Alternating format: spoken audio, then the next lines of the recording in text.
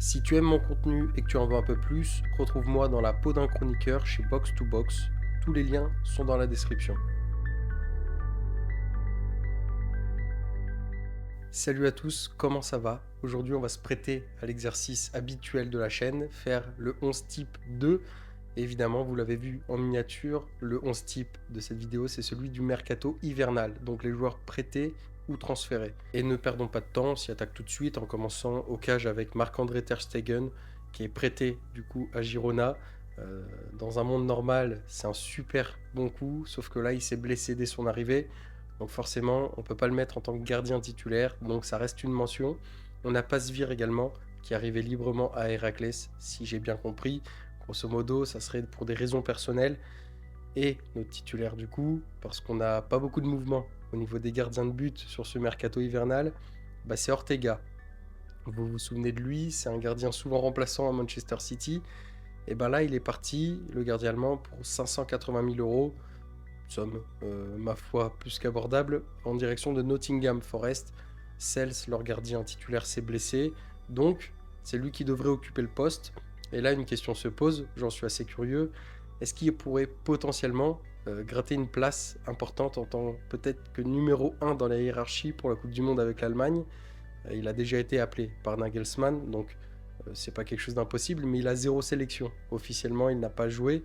Et Baumann fait une belle saison du côté d'Offenheim. Mais le football va vite, on ne sait jamais ce qui peut se passer. Passons à droite. Pour commencer, on a Issa Kabore qui est parti à Wrexham, le club qui vise la montée en première ligue. Je l'ai prononcé à l'anglaise parce qu'à la française c'est encore pire, donc je m'y aventure pas. De Wrexham, j'ai jamais su le dire, je suis désolé. Il est prêté de nouveau du coup par City. C'est son 9e club à 24 ans. Ça fait un petit globe-trotter qui débarque là. 7 fois prêté par City. J'ai l'impression que le projet c'est de croire en lui, mais à chaque fois, il y a une petite déception qui traîne. Donc voilà, il est là. En deuxième mention honorable, on a Julian Araujo qui est prêté de Bournemouth en direction des Celtics pour, pourquoi pas, essayer de retrouver la première place du championnat qui est officiellement pour le moment détenu par les Hurts. Et notre titulaire, c'est Holm. Un grand gabarit, 1m91. Il est plutôt bon dans les duels aériens. Il est décisif cette saison, un match sur deux, approximativement avec Bologne. Il n'a pas joué énorme de matchs, mais quand il est là, c'est un super joueur. Prêt avec option d'achat de 15 millions. Donc ça me semble être un bon move. On a là un bon latéral droit. La Suède tient là un bon latéral droit. À voir si ça va être pérennisé dans le temps. La droite est faite, passons à gauche avec, pour commencer, notre japonais Keita Kozugi, qui est parti de Djurgården. Vous vous souvenez de ce club-là? C'est eux qui sont demi-finalistes de Conference League la saison dernière, qui perdent face à Chelsea. 6,5 millions d'euros le transfert quand même, en direction de Francfort. La Bundesliga est très axée sur les jeunes japonais. Il y a des partenariats qui se créent. Mönchengladbach notamment a créé un partenariat et a trouvé un club satellite au Japon. Je pourrais plus vous dire c'est lequel, mais très intéressant la G-League. Elle a repris aujourd'hui à l'heure où je m'enregistre. Peut-être qu'on va faire les curieux. On a également du Zinchenko, 1,5 million en direction de l'Ajax. Alors, je pense qu'ils en ont bien besoin. Je crois qu'il y a beaucoup de jeunesse dans ce club-là et qu'un peu d'expérience, ça ferait pas de mal. Lui, il a besoin d'un peu de temps de jeu également. Il commence à se faire vieux, mais il n'en est pas encore un. Officiellement, il a 29 ans, donc il a encore quelques belles années quand même.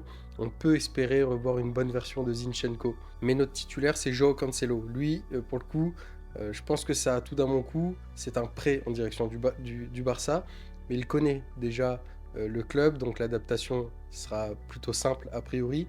Il dépanne à gauche comme à droite, c'est surtout ça qui fait de lui un bon coup, je pense. Il a l'ambition, j'imagine, de jouer cette Coupe du Monde, donc pourquoi pas se rapprocher des des grands matchs, de pourquoi pas des grandes épopées pour être un peu plus vu. Passons en défense centrale avec Thiago Silva. Pour commencer, il est arrivé libre à Porto, 24 ans après son premier passage. C'est mon âge, quasiment. C'est fou. J'avais 1 an au moment où il est arrivé pour la première fois à Porto. Donc c'est complètement hallucinant. Tomiyasu, lui, est rejoint Zinchenko à l'Ajax. Il est arrivé librement. Encore une fois, le besoin d'expérience sûrement. Il sort d'une grosse blessure au genou. C'est ça ma petite inquiétude. Quelle version de Tomiyasu auront-ils? En tout cas, les deux anciens Gunners ont pris la même direction. Et passons au cas qui fâche un petit peu, celui d'Anselmino à Strasbourg, le jeune joueur qui ne voulait décidément pas quitter le navire du Borussia Dortmund. Il est parti en pleurant d'après les dires. Histoire assez triste et ce transfert est potentiellement une bonne chose. Je ne peux pas le mettre en tant que titulaire parce que bien que je sais qu'il s'agisse d'un bon joueur, il a disputé que 6 matchs de championnat avec Dortmund cette saison, mais les 6 étaient très bons. Pour autant, j'ai l'impression qu'un joueur qui a la fâcheuse tendance de se blesser dans un contexte qu'il n'apprécie pas, j'ai peur que le mélange ne prenne pas bien, que la mayonnaise ne monte pas. Et du coup, le pendant de ce transfert, c'est que Mamadou Sarr de Strasbourg, lui, est parti à Chelsea. C'est pour ça que ce transfert d'Anselmino s'est fait. Et pour le coup, Sarr, c'est vraiment notre titulaire dans ce 11, parce que pour le coup, son départ à Chelsea, je ne suis pas complètement fan de l'idée non plus, mais autant dire que c'est complètement mérité. Et là, il y a vraiment un joueur calibre élite qui arrive dans un top club européen. Donc je m'en réjouis, parce que au vu de ce qu'il a montré en Ligue 1 et de sa canne, parce que c'est lui qui joue demi-finale et finale, eh ben, on peut largement voir qu'il y a un potentiel énorme et qu'on peut se reposer sur lui pour les 10 prochaines années. Pour l'accompagner dans cette charnière, c'est Gueye, 23 millions en direction de City. Ouais, il en valait presque le triple l'été dernier, il y a 6 mois de là. C'est complètement fou. Il est droitier, mais joue plutôt à gauche. Et c'est pas plus mal parce que Ake est peut-être pas aussi bon qu'avant. Gvardiol est blessé et se blesse régulièrement. Donc c'est ce que je pensais être une très bonne recrue pour les Citizens. Une charnière Gueye, Mamadou Sarr, 100% PL désormais. Tout va bien. Nos 6 et nos 8 sont regroupés sous la même égide. On a pour commencer Gallagher, 40 millions vers Tottenham. C'est un transfert qui me semble être tellement prévisible. C'est la suite logique des choses. Je pense que ça lui va plutôt bien. On a potentiellement un bon joueur. Il faut juste qu'il puisse retrouver de la confiance et du temps de jeu. Avec lui, dans les mentions honorables, on a Aslani qui est parti de l'Inter en prêt en direction de Beşiktaş. Les débuts ne sont pas rêvés. Il a pris un carton rouge au bout de 7 minutes dans son nouveau club. Franchement mérité, un pied sur la cheville, les images ne sont pas très belles à voir, donc ça démarre mal, mais c'est plutôt un bon joueur avec un bon potentiel, donc soyons patients. En parlant de bon joueur avec un bon potentiel, qui d'autre que Rudy Matondo pour incarner la phrase précédente, 15 millions vers le Paris FC. J'aime beaucoup le mercato hivernal du PFC, et pour le coup lui, 17 ans, c'est pareil, je fonde de grands espoirs en lui parce qu'il y a un super joueur. Matteo Guendouzi, c'est pareil, lui, il a signé à Fenerbahçe, c'était au début du mercato hivernal, des débuts de rêve en marquant face à Galatasaray, ça ne vous aura sûrement pas échappé. Ok, donc vous êtes au courant, je vous apprends pas grand chose, mais est-ce que vous connaissez le prix de ce transfert? Ça peut-être que je vous l'apprends, moi en tout cas il m'a surpris, 28 millions d'euros, une belle plus-value de la part de la Lazio, il l'avait acheté entre 10 et 15 millions, il me semble peut-être 13 ou 14 ça doit être, donc plutôt belle plus-value. Et puis pour l'accompagner au Fener, un autre Français. Si on m'avait dit un jour que je verrais un double pivot, Guendouzi, Kanté, je me le serais pas imaginé, mais c'est le cas. Kanté rejoint donc le Fenerbahçe, non moins sans mal. Il a peiné, ça a été un transfert difficile, il a failli capoter, mais il est bel et bien dans le club turc. Et le dernier mouvement dans les mentions honorables à ce poste-là, c'est Tochoukou Nadi, qui est parti pour 10 millions d'euros vers Marseille. C'est un joueur de Zulte Waregem qui est en Belgique. C'est un profil, je pense, manquant à l'OM. Je ne maîtrise pas super bien le joueur. Je vais plutôt le découvrir qu'autre chose. Mais de ce que j'ai pu comprendre de ce profil, peut-être une zone dans laquelle l'OM avait besoin. Højbjerg, Kondogbia, ça ne fait pas toujours l'unanimité. Vermeuren, il n'a pas toujours les faveurs du coach.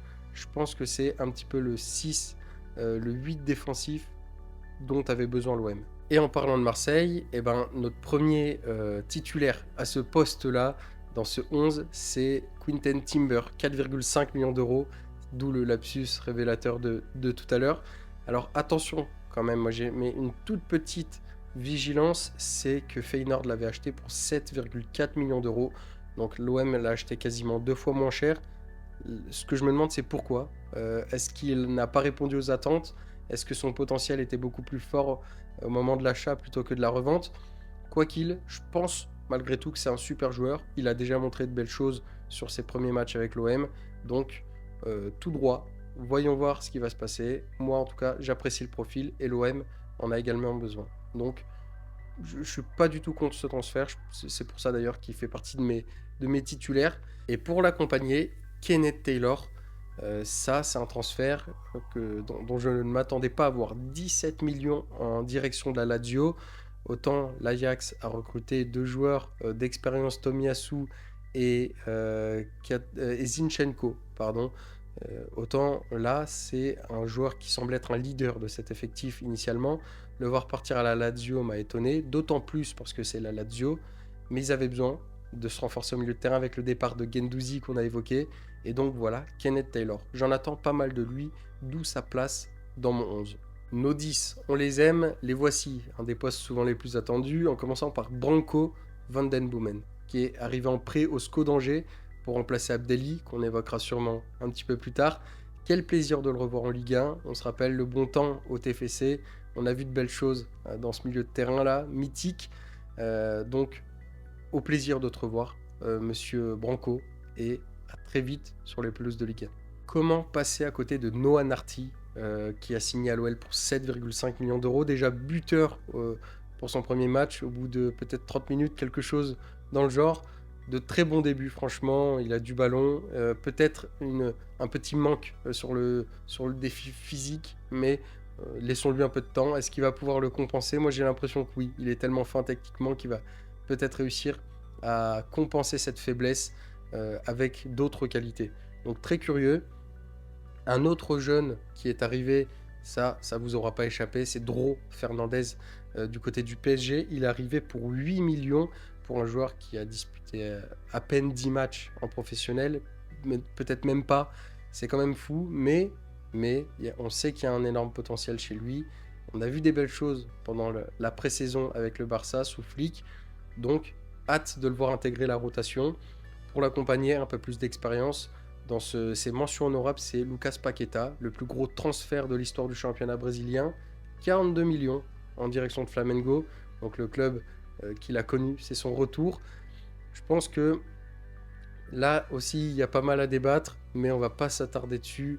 Pourquoi? Parce que, étant donné que je suis pas un grand ferveur, un grand suivant, un grand fervent, je vais pas y arriver du championnat brésilien, je vais pas vraiment suivre ce qui va se passer pour lui. Donc c'est pour ça que ça reste qu'une mention honorable, mais on sait à quel point ce joueur est potentiellement bon si tout va bien dans sa vie. D'autres transferts très intéressants, notamment celui de Bouabré de Neom vers Al Hilal.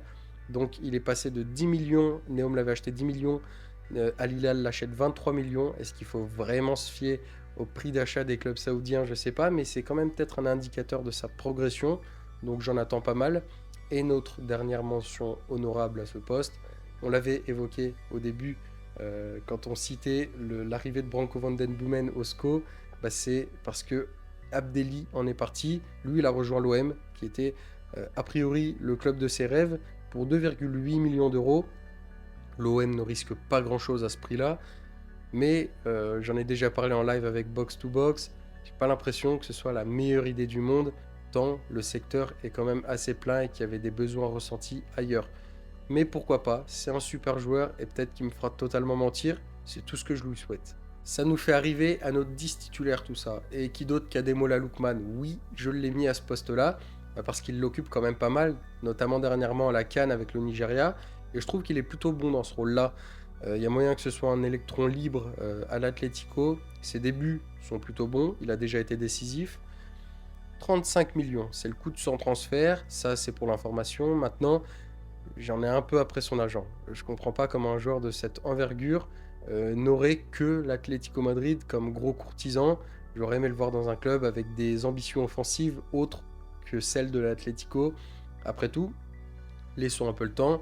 Là aussi, encore une fois, je peux me tromper.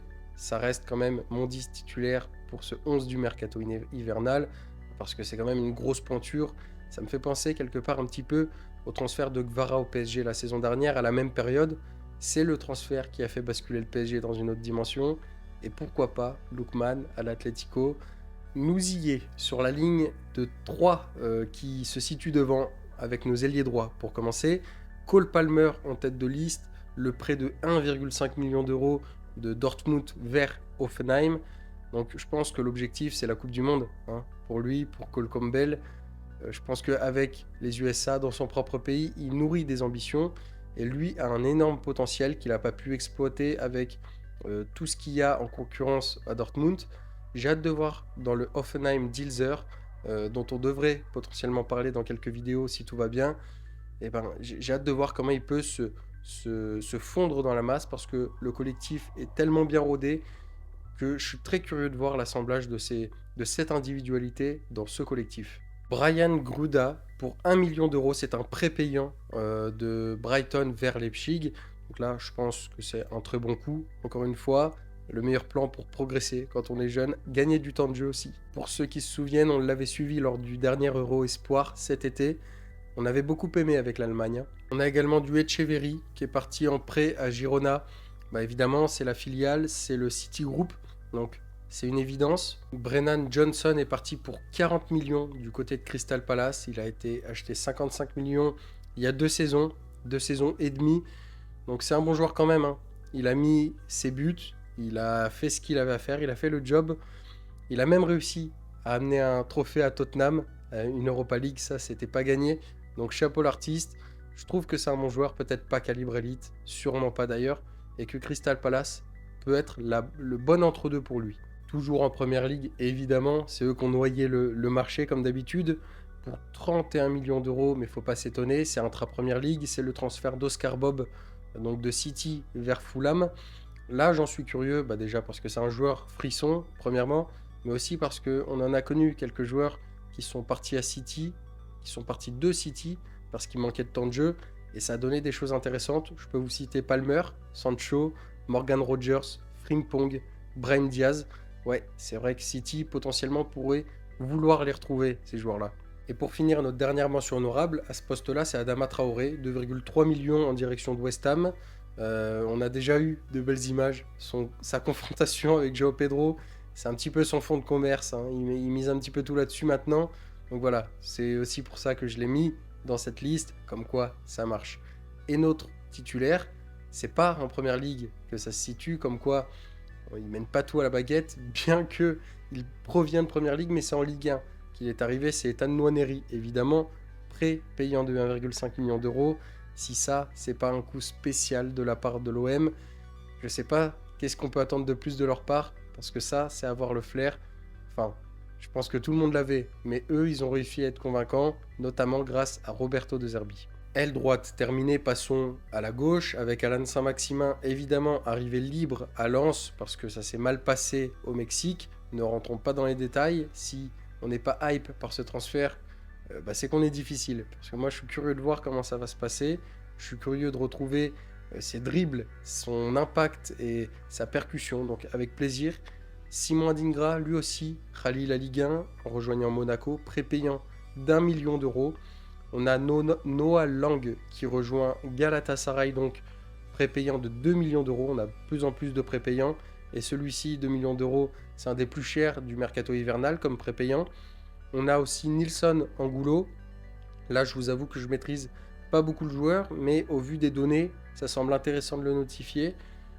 Pourquoi? Parce que c'est 6 buts, 5 passes décisives en 22 matchs avec Anderlecht, et Sunderland a flairé le bon coup, j'imagine. Sunderland a beaucoup de vues en Belgique. Ils ont fait 2-3 recrues l'été dernier déjà dans ce championnat-là. Je pense à Noah Sadiki, je pense à James Dean Talby, mais il y en a un ou deux autres, il me semble. Et pour terminer, il y en a un qui avait besoin de temps de jeu.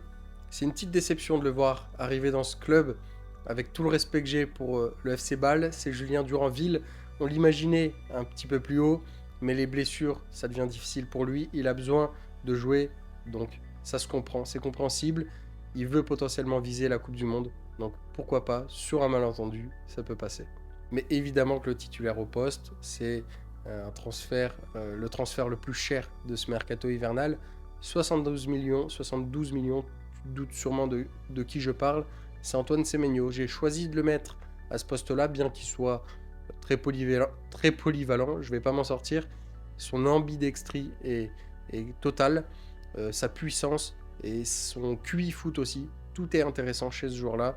Donc évidemment que c'est notre allié gauche. Et pour terminer, la pointe de l'attaque, nos buteurs, à commencer par 3 transferts tout simplement notables, qui sont Sidiki Cherif au Fener, Raspadori à l'Atalanta et Ryan qui est parti à Bournemouth. Je ne connais pas ce joueur-là, mais il était à Vasco de Gama, le club où Dimitri Payet a évolué. Il a 19 ans, il a été transféré 29 millions. Donc je préfère vous dire que je suis davantage intéressé par les transferts de Sidiki Cherif et de Raspadori. Mais étant donné que là, il y a quand même une grosse somme sur un joueur inconnu et très jeune, bien que ce soit un transfert d'un jeune Brésilien vers la Première Ligue, il faut quand même avoir un œil dessus. Alors autant ces 3 transferts étaient indépendants, vous allez vite comprendre que les prochains ont tous un lien. Écoutez bien, Kalimundo de Nottingham vers Francfort. Nottingham se retrouve donc sans 109, a un besoin à ce poste-là. Ils vont chercher Luca de Naples. Ensuite, on a Füllkrug qui est prêté de West Ham vers Milan. Qu'est-ce que ça donne? Ça donne que West Ham a besoin d'un buteur. Ils ont été chercher Tati Castellanos de la Lazio. Ensuite, on a Strand Larsen, 50 millions des Wolves vers Crystal Palace. Pourquoi? Parce que Mateta était prévu, lui, à Milan, le club que vient de rallier Niklas Füllkrug. Mais ça s'est pas fait, sauf qu'ils ont voulu tellement bien prévoir le coup qu'il y en a un deuxième buteur qui est arrivé à Crystal Palace. C'est Evan Guessant d'Aston Villa. Donc 2 joueurs de Palace alors que Mateta n'est au final pas parti. Ensuite, qu'est-ce que ça donne? Eh bien, comme Evan Guessant est parti d'Aston Villa, Aston Villa a eu besoin d'un neuf. Ils ont été chercher Tammy Abraham, mais comme Tammy Abraham est parti de la Roma avait besoin d'un neuf, et du coup ils en ont pris 2. À savoir Donaël Malen en prêt, un prêt payant 2 millions d'euros, et Robinho Vaz à l'OM, de l'OM pour 22 millions d'euros. C'est plutôt bien vendu, je pense. Voilà, tout avait un lien, je vous avais dit. Et sans oublier Meite pour 30 millions vers Al Hilal et Benzema pour 25 millions à Al Hilal aussi. Ils rejoignent donc Bouabré qu'on a évoqué au poste de numéro 10 tout à l'heure. Donc ça, c'était toutes nos mentions honorables. Vous êtes au courant de tout maintenant, mais évidemment que le titulaire au poste ne peut être autre que l'homme de la miniature, évidemment Hendrik. Il a rejoint Lyon, c'est sûrement le meilleur coup de ce mercato. Peut-être Nwaneri rentre dans l'équation aussi à l'OM, mais Hendrik à Lyon, franchement on est en train de basculer dans une autre dimension. Lapsus révélateur, j'ai dit bon, pris la main dans le sac, mais le voilà arrivé, je vous jure que je suis objectif. Et ben en tout cas je trouve que cette équipe a la fière allure. Je suis très content de l'avoir sous mes yeux parce que ça c'est une équipe qui peut aller chercher quelque chose d'intéressant. Elle est très belle. Rendez-vous très vite pour la prochaine vidéo. Merci d'avoir regardé celle-ci. On aime, on commente, on partage. Ouais, ça serait super. Merci à tous. À très vite.